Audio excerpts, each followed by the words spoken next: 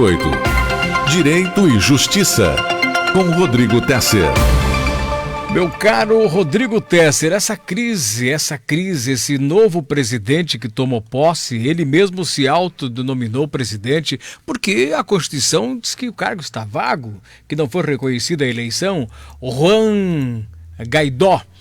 O que isso representa? Que vários países, países latinos e países, da Europa, inclusive, já estão discutindo e outros declarando, já reconhecendo o seu governo como legítimo, Os Estados Unidos dizendo que não, esse aí, o Maduro não é mais presidente, ele não pode mandar que nossa base diplomática saia de lá. E hoje, a bomba universal que Trump disse, quem é o Maduro para mandar os Estados Unidos deixar a base, deixar a diplomacia, deixar o consulado, assim por diante, e que não vamos sair. Bom, e o Maduro vai ficar quieto, vai reagir contra os Estados Unidos, vai prendê-los, porque ele deu o prazo de 48 horas para que deixasse o país, A crise que está instalada lá, esse reconhecimento, esse governo passa a ser legítimo pela Constituição, o que pode afetar também da relação com o nosso Brasil e com os demais países? Bom dia, doutor Tesser. Bom dia, Cantini. Bom dia, nossos amigos aqui do estúdio, nossos amigos ouvintes. De fato, essa é a notícia mais relevante do cenário internacional. Aconteceu ontem, o presidente da Assembleia Legislativa lá da Venezuela se autodeclarou presidente. Temos o Maduro, que é um presidente que já está indo para o seu segundo mandato, assumiu com a morte do Hugo Chávez, que estava no poder desde 99. Portanto, mudou a Constituição para continuar, O próprio Hugo Chávez, que assumiu em 99, ele fez diversas alterações, inclusive da bandeira, do nome do país, e imprimiu um modo, digamos assim, socialista de Estado, de sociedade, e, portanto, já temos 20 anos de chavismo, denominado chavismo lá na Venezuela, por uma suposta revolução bolivariana. E agora, nós sabemos que a Venezuela tem uma das maiores reservas de petróleo do mundo, reconhecido pelos próprios países produtores, mas mesmo assim, por uma questão muito ligada à política de nacionalização das empresas, falta de investimentos e também por uma crise de petróleo, o preço caiu muito no mercado internacional, o país está há muitos anos absolutamente quebrado. As pessoas lá não têm o que comer, não têm remédios, existe uma inflação de 1 milhão ao ano. 1 milhão. Estou ouvindo isso? 1 milhão ao ano. Sim. Nós falamos aqui no Brasil em inflação de 3 a 4% ao ano. Então lá 1 milhão ao ano seria como você multiplicar o preço de algum produto no dia 1º de janeiro por 10 mil no dia 31 de dezembro do mesmo ano. Inclusive, existe na internet muitas fotos de que, por exemplo, um produto, um saco de café, está postado e ao lado uma pilha de dinheiro maior do que o próprio saco de café para comprar esse saco de café. Portanto, as pessoas lá, por essa hiperinflação, precisam carregar pilhas de dinheiro para comprar um café, um papel higiênico, quando está disponível nos mercados. Aí não tem economia, não tem dinheiro, não tem emprego, as pessoas não têm acesso à compra. E trazendo para nós a realidade aqui da década de 80, quando tínhamos aqui o presidente Sarney, que chegamos a 83% ao mês de inflação. Era um absurdo aquilo. Sim. Você lembra? Nós tivemos... Eu lembro de estudar, porque na época era criança ainda, mas existiam os fiscais do Sarney, os preços foram tabelados, uma tentativa de conter essa superinflação, não deu certo. Mas aí faltava mercadoria, não tinha nada para ninguém produzia. Exatamente. É uma situação... Eu vivi aquela época, Eu acompanhei já pelo rádio aquela época, dos especuladores, porque aí quem tinha dinheiro ficou milionário. Que você aplicava, eu lembro de um amigo meu que ele fez uma aplicação no banco da HM, Hermes Macedo, sim, que tinha em Pato Branco, e ele rendia 100% o dinheiro dele de um mês para outro. Mas não é só 83%, não. Mas como eu tenho um pouco mais de dinheiro, ele gira a inflação e mais a correção. Mais a correção quando aplicava. Você imagina você colocar 10 mil reais no banco, no final do mês você ter 20. Sim. Então, claro que aumentava o preço, tinha o gatilho, tinha todos aqueles indexadores, mas era 83% de inflação. Quanto que está a inflação da Venezuela hoje? Os dados apontam que nos últimos anos foi de 1 milhão. 1 milhão. Portanto, o produto 10 mil vezes o valor dele no começo do ano para o final do ano. Esse, claro, é um dos fatores lá. A população, estudos mais recentes dizem que, na média, a população perdeu 11 quilos. Isso é um reflexo direto da falta de alimentos. Nós temos problemas de energia elétrica lá. Estava lendo ontem, fazendo algumas pesquisas. Os necrotérios não conseguem manter os corpos explodem, porque não possui uma refrigeração, não possui uma sensação térmica adequada. Temos todo um problema de ordem de democracia. As empresas privadas foram nacionalizadas, principalmente as empresas produtoras de petróleo, imprensa foi nacionalizada, alguns líderes oposicionistas foram presos no passado e continuam sendo, o próprio Juan Guaidó foi preso recentemente, brevemente, mas foi preso, e você vê, já estava falando que a Venezuela tem uma das maiores reservas de petróleo do mundo. O que aconteceu nesse governo do Chávez e depois agora do Maduro? Eles nacionalizaram o petróleo, ou seja, existe uma única empresa venezuelana e comandada por funcionários públicos, militares e agentes políticos. E essa empresa, em que pese tem uma capacidade de produção gigantesca, em que pese no passado já tenha trazido muito petrodólares, ou seja, inundado a economia de dinheiro, e isso fez com que o Chávez conseguisse realizar alguns programas sociais, hoje não consegue mais, porque não houve um investimento nessa empresa e o governo da Venezuela está muito endividado. Portanto, ele não consegue extrair o que poderia extrair e o que extrai não consegue entregar, porque os seus navios já não cumprem mais as regras ambientais, não podem transitar livremente por águas internacionais porque tem muitas dívidas. Isso faz com que acabe o dinheiro no país, acabe os alimentos, a luz, e o presidente Maduro concorreu a uma eleição no ano passado. Ganhou. E daí você me pergunta, o que aconteceu ontem com essa autoproclamação do Juan Guaidó como presidente da Venezuela, já reconhecido por mais de 10 países, muitos da América Latina, inclusive o Brasil e Estados Unidos, é um golpe de Estado ou não é? Essa análise passa pelo ponto de vista que você adota. Essas eleições que aconteceram em 2018, em que o Maduro venceu, o índice de abstenção foi de 54%, ou seja, menos da metade da população foi votar. Existe toda uma ideia de que a população está oprimida lá, não tem liberdade de escolha. Portanto, se você considera essa eleição ilegítima, o presidente é ilegítimo, e um determinado artigo da Constituição venezuelana, 233, diz que, na ausência de presidente, assume o presidente da Assembleia. Interinamente, né? Interinamente, e convoca uma nova eleição. Novas eleições. Não estaríamos falando de um golpe. De outro lado, se você entende que as eleições ocorreram, que o Maduro ganhou, ele é o presidente legítimo, e aí sim estaríamos falando de um golpe. Você viu o dispositivo que é legal, que tem que ter 50 mais 1 também, né? De voto da participação eleitoral. Associado a isso. Dos votos válidos, né? Associado a isso, ainda tem informação de que houveram fraudes. Sim.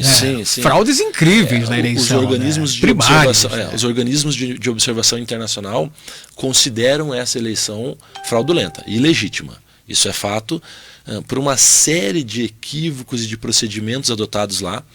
E a verdade hoje é a seguinte, Cantini: nós temos um país absolutamente quebrado economicamente, conflagrado, a população está nas ruas, o Maduro já perdeu o apoio da população, já perdeu o apoio da comunidade internacional, porém, se mantém no poder, assim como o Chávez se manteve por muito tempo, muito pelas Forças Armadas. Então, porque aumentou salários das Forças Armadas agora, dessa dificuldade, né? Aumentou salário, é uma política de valorização.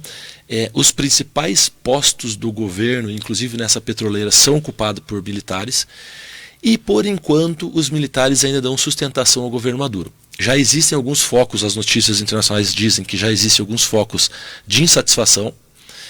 E o grande perigo para nós aqui, brasileiros, que fazemos fronteira com eles, ali no estado de Roraima, é um agravamento dessa crise dos refugiados. Nós já temos uma entrada muito grande de venezuelanos pela fronteira terrestre do Brasil e outros países da América Latina também, a Colômbia, por exemplo.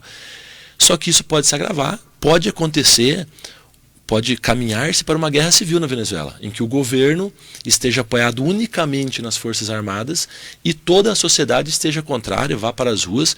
E nós temos um caso muito evidente dos últimos anos, que foi a Síria, que está em guerra civil há 7 ou 8 anos. Os sírios todos estão deixando o país porque não tem comida, não tem absolutamente nada, e então estão em guerra. Mas você viu o que falou o Trump, né?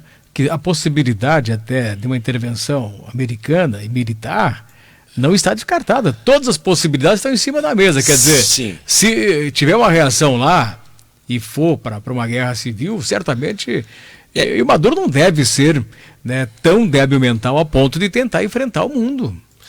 A guerra não seria hoje simplesmente civil. Não, essa guerra já é passa as mundial. Fronteiras. Sim. De fato, nós temos um fator muito importante lá, que é o interesse pelo petróleo.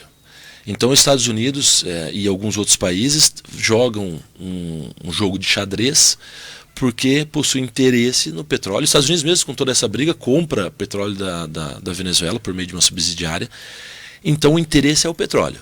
Os Estados Unidos, claro, tem essa ideia de que está fomentando a democracia no mundo, mas não podemos deixar de observar o interesse econômico, que é o petróleo. É um produtor de petróleo, um dos maiores do mundo, muito próximo dos Estados Unidos, o que baratearia todo o fomento da entrega.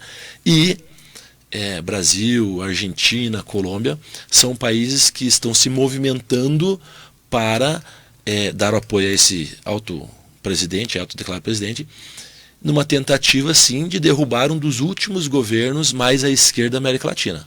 Tem o Evo também ainda. O Evo está resistindo ali, mas é um dos últimos. Temos lá o Maduro, temos o Evo Morales, mas, veja, o Evo Morales não tem um país conflagrado. Não, as pessoas não estão na rua, em que pese a Bolívia seja o país mais pobre aqui da América Latina, as pessoas não estão na rua conflagradas contra o governo. Na Venezuela isso está acontecendo. Doutor, agora, o que nós estamos vivendo com a economia da Venezuela é o que nós estamos vivendo em proporções infinitamente menores a nossa com a questão do frango. Os países consumidores estão de olho na nossa carne. Hoje nós temos um problema de barreira aí com esses frigoríficos. Quando o Chávez enfrentou o Bush na questão do petróleo, começou a derrocada da Venezuela, né? Sim. Começou ali a economia a fundir, porque se há diferença de negociação, vamos negociar, vamos abrir negociações diferenciadas, se eles dependem do meu petróleo, vamos comercializar, vamos agora se impor contra uma superpotência que é o meu cliente, da maneira que o Chávez fez. Olha a situação que ele deixou o país. Isso decorre do viés ideológico, de um modo de ser do governo americano, de um modo de pensar, e do modo de ser, de um modo de pensar do governo venezuelano. Portanto, nesse caso específico, eles não deixaram os interesses econômicos, e que daí são os interesses da própria sociedade, porque traz divisas para o país, se sobrepor a esse interesse ideológico, cortaram.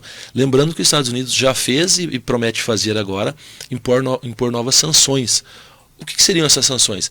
Proibição, por exemplo, de empresas norte-americanas comercializarem petróleo da Venezuela, do próprio país comprar petróleo, e até mesmo a entrega de petróleo para outros países. Uma saturação total, né? Vai cortar as divisas do país, já faz isso com Cuba, por exemplo, há 40, 50 anos ou mais. E isso faz com que o país não tenha divisas de exportação. Portanto, se não tem entrada de dólares, também não consegue comprar nada no mercado internacional. E a Venezuela nunca se preocupou em ter um parque industrial, não tem agricultura, quase tudo é importado. E se você não tem dinheiro para comprar as coisas no mercado internacional, falta comida, falta luz. Você acredita, doutor, que o Mujica, o Chávez, né, outros, o próprio presidente Lula, eles acreditavam que nessa unidade da América Latina mais socialista poderia enfrentar as superpotências da economia mundial? Você acha que eles pensavam nisso? Porque estavam caminhando para isso, né? Você veja, o viés ideológico, esse viés mais à esquerda, de um socialismo de mercado, porque hoje em dia você não tem como se isolar, não tem como não negociar com os outros países, e a China é um exemplo claríssimo disso, um comunismo de mercado, é um contrassenso, mas funciona. Lá ele tem um partido único, o presidente sempre eleito por esse próprio partido, mas faz negócio com o mundo todo, produz riqueza. Economia aberta. Economia aberta. tentou-se, era uma ideia de alguns líderes aqui da América do Sul, quando essas lideranças eram mais à esquerda, Lula, a Cristina Kirchner, o Evo Morales e o Maduro, o Chávez na época, fechar um pouco mais a América Latina, tentar aquecer o mercado interno, o Uruguai com o Mujica, tentar aquecer o mercado interno. Essa foi uma política adotada no Brasil pelo Lula, que deu certo durante um tempo, mas ela não tem vida longa, que é privilegiar o mercado interno, dando crédito. Lembro que as pessoas todas estavam comprando carro, TVs de tela plana, de avião, tudo. Agora todo mundo o preço chega, porque qualquer recessão econômica que aconteça, o dinheiro fica um pouco mais raro e as contas vencem da mesma forma.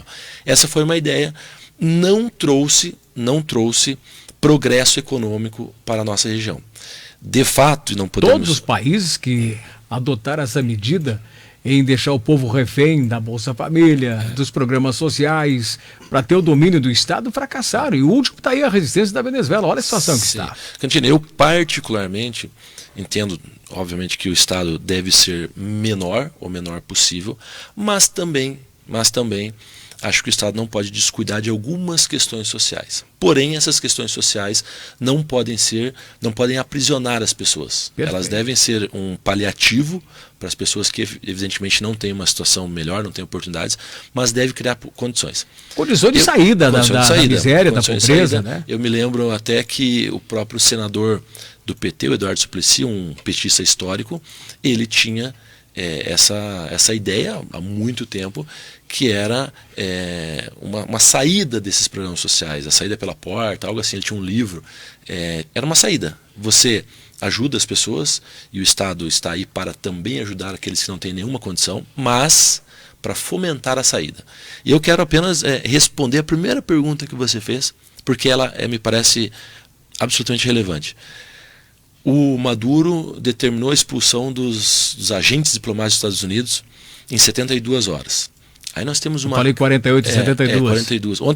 72. Ontem eu ouvi o discurso dele no YouTube. 50 e poucos minutos de discurso, que veio do chavismo e veio do Fidel Castro, que dava discurso de 9, 10 horas. Estão expulsos, ok. Mas temos que lembrar que o território, o local das embaixadas, é considerado território internacional. Então poderia o governo Maduro até mesmo prender os diplomatas americanos caso saíssem do território da embaixada. Porém, se alguém tentar entrar nesse território, é uma declaração de guerra, porque é uma invasão do território norte-americano, por exemplo. Eu não quero crer que os Estados Unidos ou o Brasil vá se aventurar em promover e auxiliar uma guerra civil na Venezuela, pelos interesses econômicos, pelos interesses no petróleo. Agora, promover e incentivar e dar condições políticas, como já deram com essa declaração de reconhecimento, isso eles vão fazer ao máximo para que o Maduro se veja cercado, perca apoio até mesmo das Forças Armadas, e daí sim ele será deposto sem nenhum problema maior.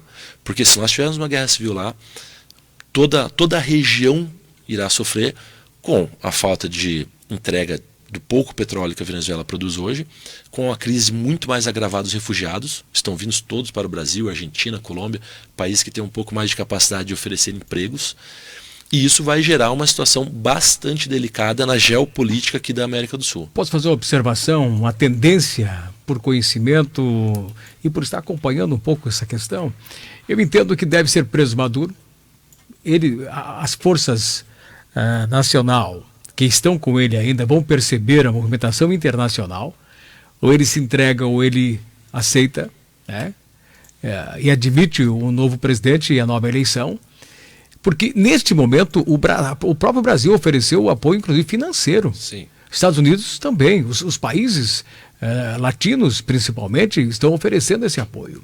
Dentro de uma convergência para que seja deposto esse presidente ilegítimo que foi considerado, né? E o presidente interino convoque uma eleição com os olhos internacionais e o comprometimento da comunidade econômica internacional, é a grande chance da Venezuela se reerguer. Numa moratória, num prazo aí de 3 anos, né, numa posição clara, de termos a retomada e a abertura do mercado para esse principal commodity deles, que é o petróleo. Sim, que responde por 90% das exportações. E você veja, não é difícil e nem demorado que a Venezuela volte a ter divisas, porque me parece que basta, e aqui não estamos entrando numa questão de soberania, questão econômica, basta que o governo da Venezuela, esse ou o novo, venha a abrir um pouco a exploração de petróleo para empresas internacionais. E devolva a nossa Petrobras, devolva para o mundo as petrolíferas que lá estão. Por exemplo, que foram todas embora. O Hugo Chávez simplesmente tomou do Brasil e nós ficamos quietos. Nacionalizou, assim como aconteceu na Bolívia, também teve uma nacionalização de gás ali. Então não é difícil. E você veja que teve no discurso do Juan Guaidó, onde ele se autoproclamou presidente, tem um trecho muito, muito interessante, que ele prometeu anistia aos militares que aderirem ao novo governo. Eu captei aquele recado. Isso é bastante subliminar, mas é bastante importante, porque ele está dando a mão também aos militares, que são hoje o único suporte do governo Maduro.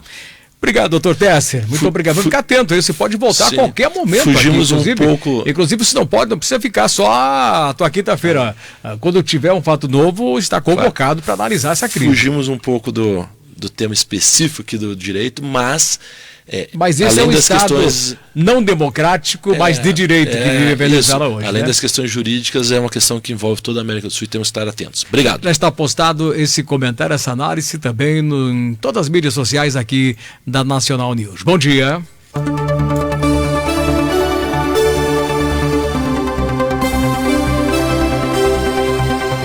No horário brasileiro de verão, 8h29.